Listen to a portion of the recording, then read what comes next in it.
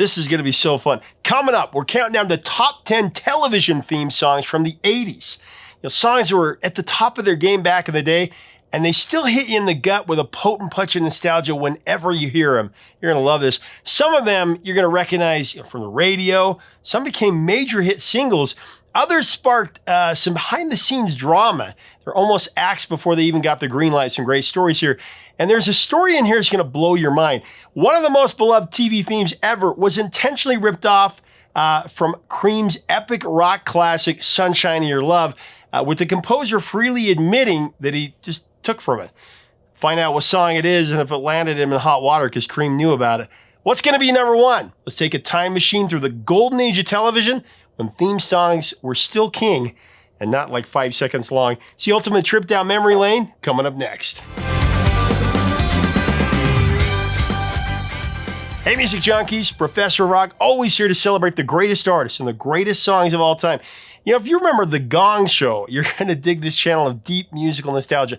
Make sure to subscribe below right now. Click the white button and click the bell so you always know when our stuff comes out. Also, check out professorofrock.com. Sign up there. We've got some great interviews coming up, exclusives and things there. Oh, man, today we got nostalgia overload. I'm telling you. Today, we're talking about the lost art of the television theme song. Driven out of fashion by shorter and shorter attention spans, many programs today, you get the title of the show, maybe a couple seconds of music, if that. But theme songs back in the 70s and 80s, we're covering the 80s today, they knew how to draw viewers in before the show ever got started. And they were the heart of a show's identity. Some even doubled as huge pop chart hits. And today, we bring you the best of the best, counting down the 10 greatest TV themes of the 80s, the neon decade. Let's get right into it. So coming in at number 10, it's the good old boys, Bo and Luke Duke, and the theme song for the Dukes of Hazzard. I'm a good old boy. Now, airing from 1979 to 1985, the Dukes of Hazzard was a high-octane comedy adventure series that became a pop culture phenomenon. The show, of course, followed Bo and Luke, two fast-driving cousins who spent their days outwitting corrupt Hazzard County officials like the greedy Boss Hogg and Sheriff Roscoe P. Coltrane. Now, behind the wheel of the General Lee, the orange 1969 Dodge Charger, just a good old boy. They were modern-day Robin Hoods, and they got some help from the family patriarch, his Uncle Jesse. Of course, cousin Daisy Duke, whose signature short shorts, those went down in pop culture history, let's be honest. Someday the mountain might get 'em, but the law never will. What child of the 80s didn't love Dukes of Hazzard? This show's a mix of comedy and car chases and Southern charm made it a ratings powerhouse. It was among the top-rated television series of its time. The show's theme song, who could forget it, Good Old Boys, performed by Waylon Jennings, became just as iconic as the series itself. Jennings not only sang the theme, but he also served as the show's narrator. A lot of us forgot about that, known as the balladeer. System like a new modern-day Robin Hood. Now, the version released as a single in 1980 featured a slightly different arrangement. It had extra verses and an inside joke about how producers never showed Jennings' face on TV. Said, I'm a good old boy, my mama loves me, but she don't understand. They keep a show in my hands and not my face on TV. But you don't understand, they keep a show in my hands and not my face on TV. The song became a massive hit. It reached number 1 on the U.S. country chart, and it actually went to number 21 on the Billboard Hot 100. Wouldn't change if they could. Coming in at number 9, I've got the theme song from Tony Danza's post-Taxi gig, Who's the Boss?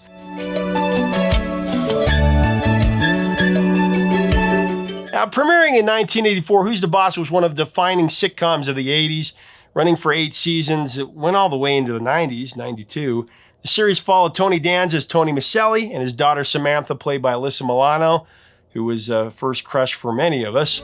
There's a path you take and a path not taken. The two moved from New York City to Connecticut, and they started a new life. There, Tony was employed as a live-in housekeeper by the career-driven Angela Bauer and her family. The show's premise flipped traditional gender roles, with Tony handling domestic duties, wearing an apron, vacuuming, Tony Maselli, man.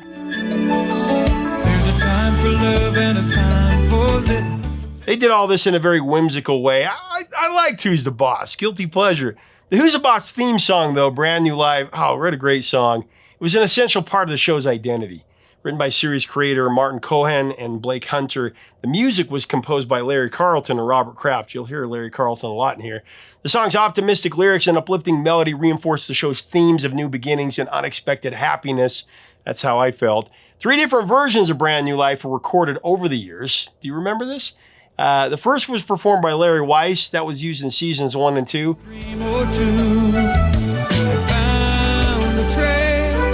Country singer Steve Wariner took over for seasons, I think it was 3 through 6, delivering what might be probably the most familiar of the versions. Take a chance and face the wind, open road and a road. Actually, in season 6, the song was re-recorded by Jonathan Wolfe, and his version stayed for the rest of the show.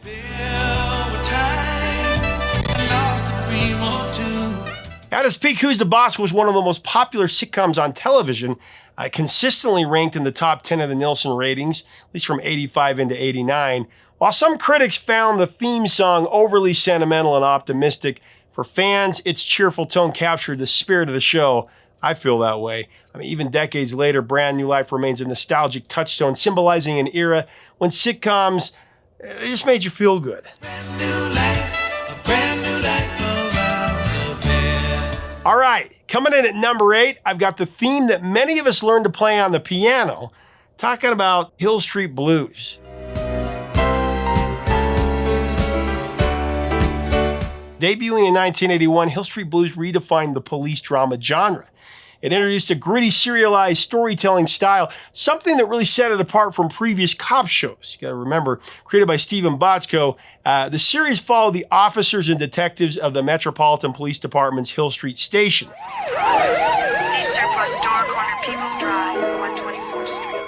And with a mix of street-level realism and complex characters, Hill Street Blues was one of television's most influential police shows, and it influenced so much of what would come after that. A key part of Hill Street's identity was, of course, his theme song composed by Mike Post. And Mike Post, I mean, talk about an icon of TV themes. He'd previously composed the themes for The Rockford Files and The Greatest American Hero. Stay tuned for more on that one a little bit later, but everybody remembers Mike Post.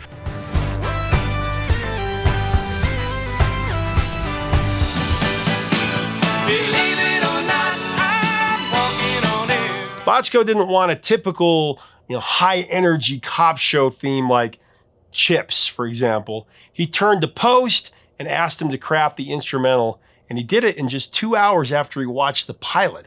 Featuring a melancholic but also uplifting piano melody, the theme captured the show's balance of chaos, camaraderie, and really humanity.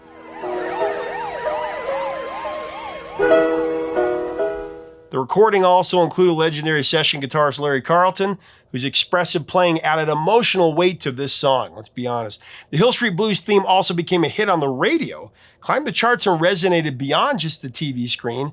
It was released as a single in 1981, and the theme song spent more than 5 months on the Billboard Hot 100. It actually peaked at number 10 and reached number 4 on the adult contemporary chart, even went to number 25 in the UK.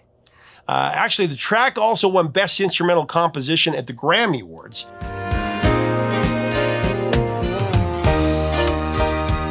The success of Hill Street Blues and its theme, it helped solidify Mike Post, like I said, one of the most influential composers in TV history.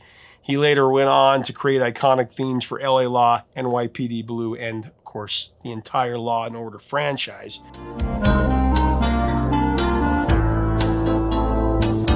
I mean, Mike Post's ability to craft memorable, emotionally resonant music completely changed the landscape of television scoring. Gotta interview Mike Post.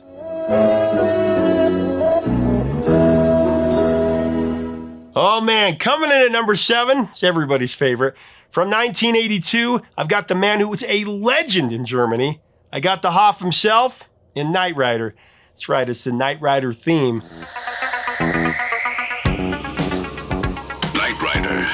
Knight Rider, man, it was an action-packed high-tech crime series that became a pop culture phenomenon. Starring David Hasselhoff as Michael Knight, the show followed a former undercover cop who was left for dead. Given a new face and a new identity by mysterious millionaire Wilton Knight, Michael fought crime with his indestructible AI car, KITT. Oh man, that sleek black Pontiac Trans Am, everybody wanted it. The series was an instant hit. It captured young viewers like myself. Were drawn to KITT's special effects, and of course, the women swooned over the Hoff as well.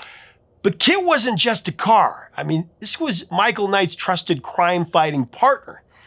Capable of driving itself and reaching speeds of 300 miles per hour, KITT was all but unstoppable. I mean, this car had flamethrowers, smoke bombs, infrared sensors, and an unbreakable frame. It was the ultimate high-tech law enforcement tool, but what really made KITT stand out was its winning personality, right? Gadget, you think they'd give you a radio? What would you like to hear? What the hell was that? Voiced by William Daniels, KITT had a witty, slightly condescending charm that made it feel like a true sidekick. Microprocessor, KITT for easy reference, a KITT if you prefer. I mean, the chemistry between Michael and KITT was a major part of the show's appeal, blending high-speed chases with really funny banter between man and machine. The Knight Rider theme, this was composed by Stu Phillips and Glenn A. Larson.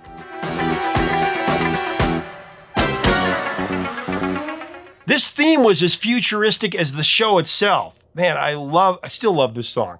The pulsating synth beats and the electronic rhythm, it perfectly captured the slick nature of this series. Unlike traditional TV shows, which often relied on orchestral arrangements, Knight Rider embraced the new wave sound of the 80s. I mean, it was bold, it was modern, at least for its day. And although some critics dismissed it as cold and robotic, it became one of the TV's most recognizable themes of all time. Decades later, Knight Rider is still one of the most beloved action series of the 80s, and its theme continues to be an enduring piece of pop culture. Again, its futuristic sound and recognizable melody been referenced and remixed in films and commercials and music, and just lasting. Man, what a great show. I love Knight Rider.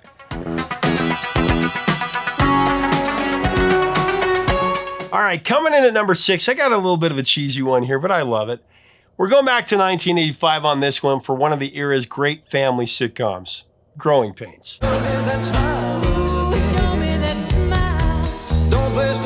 Everybody remembers this song. Growing Pains, it was one of the most beloved family sitcoms of the 80s. Again, cheesy, but created by Neil Marlins.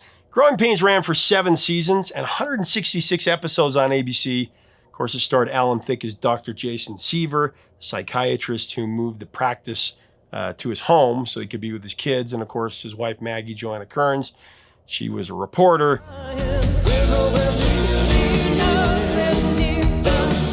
Cast of kids included Mike Kirk Cameron, Carol Tracy Gold, and Ben Jeremy Miller.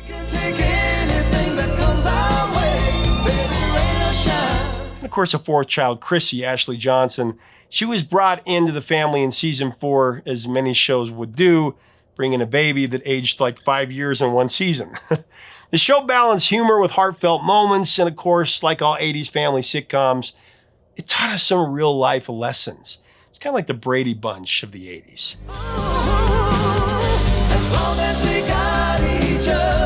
Now, the show's familiar theme song, I know it's a guilty pleasure, I love it. It was written by Steve Dorff and John Bettis, called As Long As We Got Each Other, and it was just a perfect way to introduce Growing Pains. Now, Bettis, who had penned lyrics for hits like Michael Jackson's Human Nature and Madonna's Crazier for You, he gave this song a timeless quality, I felt, while Dorff, an accomplished composer, crafted the melody. Throughout its run, As Long As We Got Each Other underwent multiple revisions, keeping it fresh for audiences. It seemed like every season they were re-recording it. Season 1 featured B.J. Thomas singing the theme solo. But then in season 2, it became a duet with Jennifer Warnes, known for I've Had the Time of My Life, amongst other things. That was my favorite version.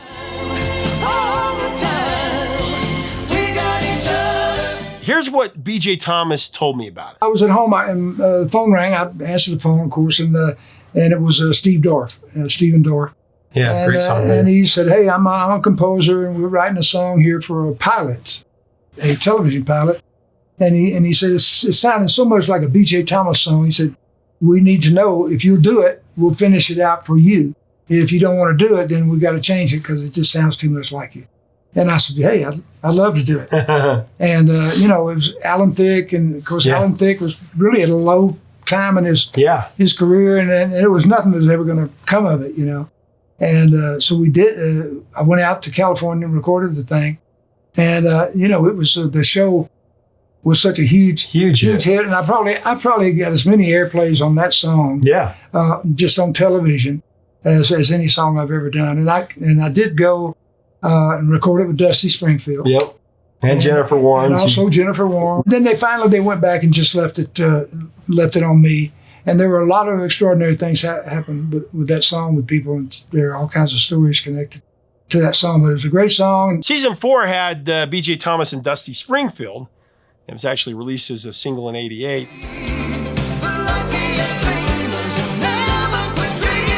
Despite his popularity, as long as you got each other, nearly faced replacements. Some ABC executives argued it was just too sappy for a family sitcom. However, Dorff and Bettis defended the song's message of love and togetherness, believing it was essential to the show's identity.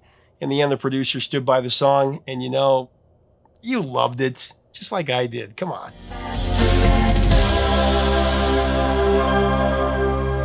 So we made it halfway through the countdown. Coming in at number 5, I got one that hits me in the heart every time I hear it.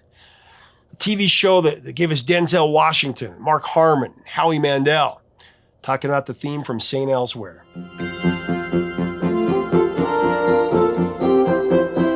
Now, starting in 1982, the medical drama St. Elsewhere began its 6-season run through the 80s. Set in the fictional rundown St. Elge's Hospital in Boston, the series followed a group of teaching doctors who mentored young interns navigating the high-stakes world of medicine.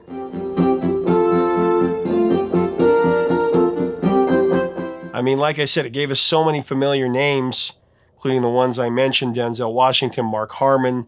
But then there was also Christina Pickles and David Morse.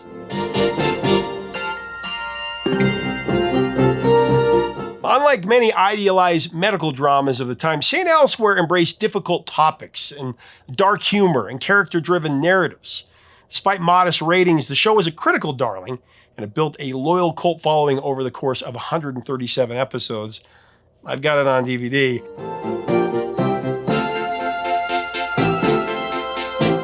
The show's theme music, though, composed by jazz pianist and film composer Dave Grusin, it set the perfect tone for this series. Of course, a 12-time Grammy winner and Academy Award recipient, Grusin was already well known for his work in television before St. Elsewhere, and his resume also includes scores for films like The Graduate and Tootsie and The Goonies. It might be you, all of my life. Yep, he wrote It Might Be You. Dave Grusin's ability to blend jazz influences with cinematic melodies made him one of the most sought-after composers of his day. Now, like many TV themes of the 80s, St. Elsewhere's opening music was performed entirely on synthesizers, giving it a sleek and moody feel and a throwback to that decade. Over time, it's become one of the most recognizable TV themes of the 80s, whisking us back to a simpler time for sure, evoking a sense of resilience, fitting for the show's tone. Amazingly, the show never cracked the top of the Nielsen ratings. But St. Elsewhere became one of the most influential medical dramas of all time. It paved the way for shows like ER and Grey's Anatomy. That last one, I don't know if it's a great thing. And just as the show remains a touchstone for modern medical dramas, Dave Grusin's atmospheric theme endures as one of the most memorable themes of a lost era.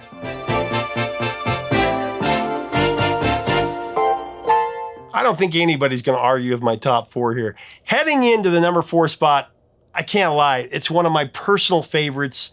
It's one that every 80s kid can't deny, the iconic theme from Miami Vice.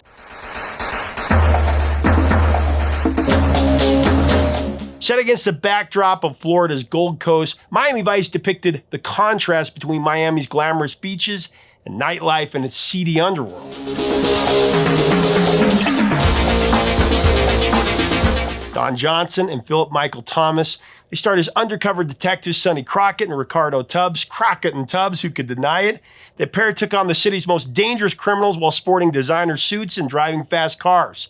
Hey, I dressed up like him. You did too. What do you got here? That was delivered by messenger this morning. Created by Anthony Yurkovich and produced by Michael Mann, Miami Vice ran for 5 seasons on NBC from 84 to 89. Unlike traditional cop dramas, the show was heavily influenced by MTV, utilizing quick-cut editing, neon-soaked visuals, and a soundtrack filled with top artists of the era. The list is a long one, but it included Phil Collins and Glenn Frey and Don Henley and Lionel Richie, so many more. Miami Vice showed that music could be just as important as dialogue, helping to establish mood and heighten tension.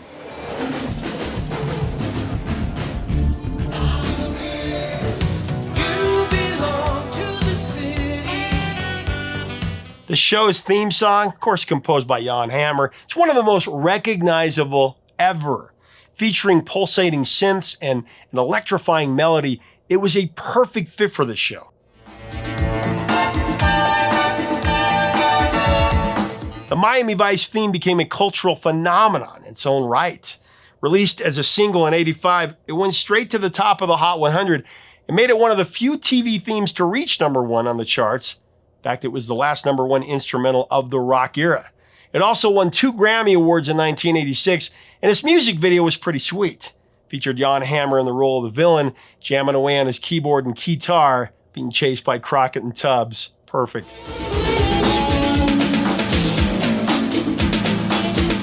But despite its major success, the theme wasn't initially embraced by everyone.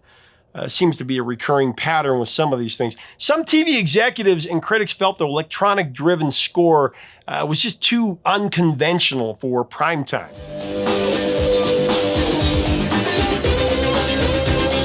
But as Miami Vice dominated television, the theme became a benchmark for modern TV scoring. Everybody copied this for a few years. Today, the Miami Vice theme continues to be one of the most nostalgic themes in history. Takes you right back to the 80s every single time.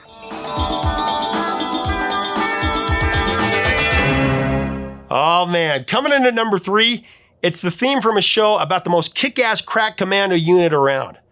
Imprisoned for a crime that they didn't commit, a rousing anthem of the fearsome foursome of Hannibal, Face, Howling Mad Murdoch, and B.A. Baracus, Bad Attitude, baby.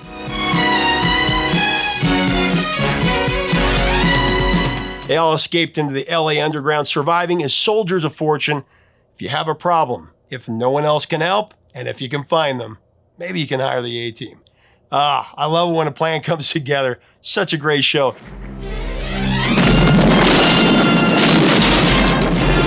I'm sorry, I geek out on the A-Team. That was my favorite show as a kid.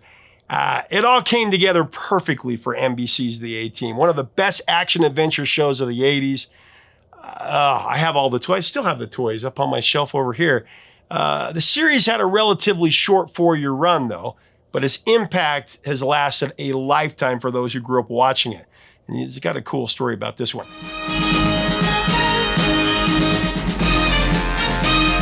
The show became a pop cultural mainstay thanks to its next-level action scenes, its rogue characters, and, of course, that iconic black van.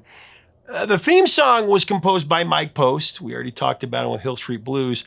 He partnered with Pete Carpenter, a seasoned veteran in television music who had already worked on themes for classic shows like Bewitched and The Andy Griffith Show, classics. The Andy Griffith Show, starring Andy Griffith. One of the most distinctive elements of the theme is, of course, its opening narration. The spoken introduction, performed by John Ashley, explained the backstory of the fugitive team of ex-Special Forces operatives. If no one else can help, and if you can find them, maybe you can hire the A-Team. But as for the song itself, Mike Post admitted that it came together really easily. He and Carpenter agreed that the start had to have a military vibe. But for the middle section, he had a very specific idea in mind. Check this out. He remembers telling Pete Carpenter, let's rip off Sunshine of Your Love by Cream in the middle section. If you've never noticed this, notice the similarity, listening to the 2 tracks back to back, it makes it very obvious.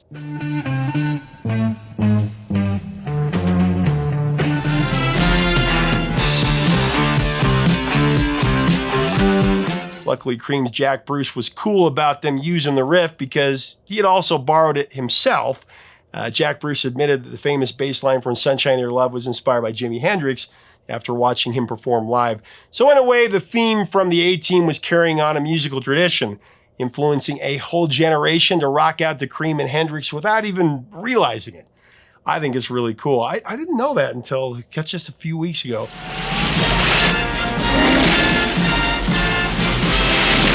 All right, we've made it to number 2, the runner-up position, The Bridesmaid. And for this one, I gotta go with one that always brings comfort to my soul, and I know it does yours as well.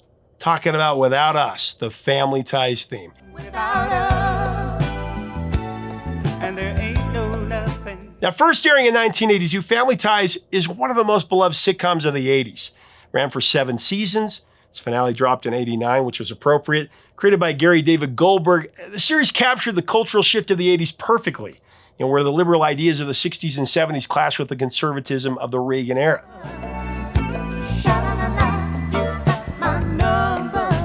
This generational divide played out through the Keaton family, particularly between young Republican Alex Keaton, played by Michael J. Fox, and his ex-hippie parents, Stephen and Elise. Man, with this mix of humor and total heart, Family Ties dominated the ratings, and the Family Ties theme song Without Us became just as beloved as the series. We can't love each other through. What would we do? Written by the great Jeff Barry and Tom Scott, the song was initially performed by Dennis Stefano and Mindy Sterling for the first 10 episodes, but then producers felt that it didn't quite fit the show's tone. They actually later replaced it with a rendition by Johnny Mathis and Denise Williams, who had a #1 duet in the 70s. You remember Too Much, Too Little, Too Late. Too much, too little, too late to try again. Their rendition of the TV theme became the definitive version used for the remainder of the series.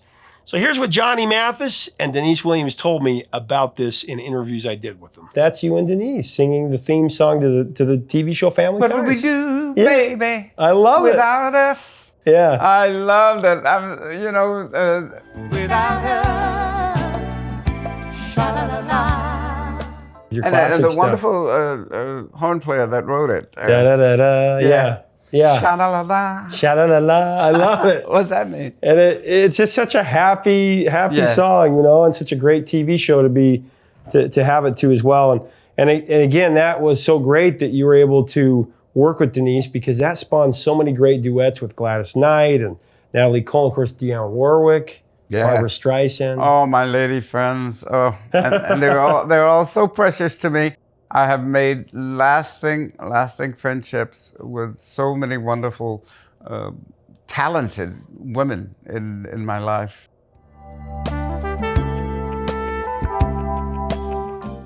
It was good, to do that whole project and be able to work again. And then, of course, with the television show for Family Ties, we did Without Us. It's interesting because probably as much, if not more, people know that song as they know Let's Hear It for the Boy. Yes. A lot of people don't realize that that's you and Johnny Mathis. Yes. I got to go with 3 honorable mentions here, and these were tough to leave out of the top 10. Honestly, I could have done a top 25 very easily here. The first is Greatest American Hero theme, believe it or not. Written by Mike Post and Stephen Geyer, sung by Joey Scarberry. It was released as a single. It climbed to #2 on the Hot 100 in 1981.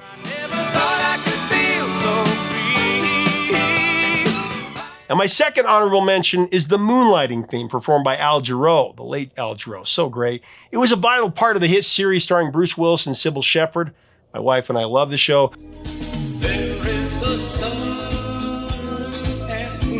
Jarreau co-wrote the song with Lee Holdridge and recorded 2 different versions. The original recording was used for seasons 1 through 3, and the second was recorded in '86, and that was produced by Nile Rodgers. Released as a single in, I believe it was '87, it actually went to #23 on the Hot 100.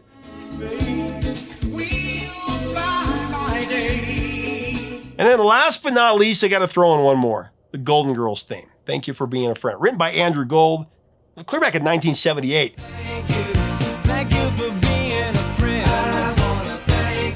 Gold wrote it as a lighthearted tribute to friendship. The Golden Girls producers saw its warm message as a perfect fit for the series. But instead of using Gold's original version, they commissioned a cover by Cynthia Fee. She was a well-known jingle singer. I actually initially wanted to use Bette Midler's song Friends, but the licensing was too expensive. To make that thank goodness for that, because Thank You for Being a Friend set the tone for the unbreakable bond between the show's 4 leading ladies. Just a classic. Thank you for being a friend. All right, we're here.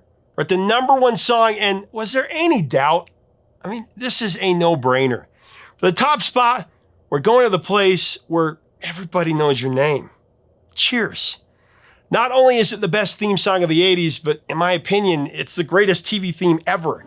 You wanna go where everybody knows your name. Very few TV theme songs are as instantly recognizable as Where Everybody Knows Your Name by Gary Portnoy and Judy Hart-Angelo.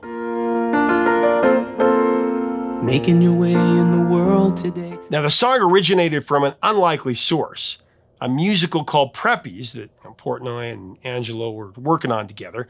When Cheers co-creator James Burrows heard the demo of their song People Like Us, he just knew it would be the perfect fit. It would work really well.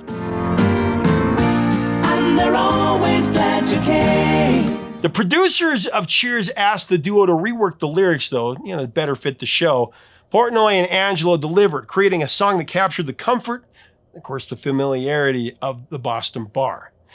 Once again, the theme's journey to TV, it wasn't without its obstacles. Not everyone at NBC was convinced of this theme, that it was the right fit for the show. Some executives worried it was too slow. Some thought it was too sad for a sitcom. Even the opening line, "Making your way in the world today takes everything you got," that sparked debate about being too bleak for the show. But Burrows and the Cheers team, they were confident that it would resonate with audiences, and they were exactly right. Once Cheers hit the air, the theme became as beloved as the show itself. Takes everything you've got. Taking a break from all your... Some people forget that there was a rocky start for Cheers, but it overcame early struggles to become one of the television's most successful sitcoms ever. And when it premiered in '82, it actually ranked number 60 of the 63 primetime programs. A dismal debut that nearly led to its cancellation. However, after NBC moved it to a stronger time slot, and then critics praised its writing and ensemble cast, Cheers built momentum for sure. Summer reruns, they helped the show find its audience, and then by season 2, it went to number 19 in the ratings. You wanna be where everybody knows your name. Then by season 4, it was a top 5 show and stayed there for nearly a decade. And then, of course, they closed their doors in 1993 with a finale watched by almost 100 million people. I'm the luckiest son of a bitch on earth. 100 million people, amazing. In 2013, TV Guide named Where Everybody Knows Your Name the greatest TV theme song of all time. There's just not a TV theme around that can put a lump in my throat and a tear to my eye quicker than this one. It's almost certainly because of the show's amazing characters. We were a Cheers family. I remember watching on Thursday night with my mom and dad every Thursday night. We named all of our pets after the characters. We had Norm the cat, Woody the mini schnauzer, Carla the cat, Frasier the dog, on and on. They just don't make TV shows like this anymore. And I'm telling you, nothing will ever top Cheers. I've watched it 5 or 6 times. I just got done watching about a year ago with my wife, and she has the same memory.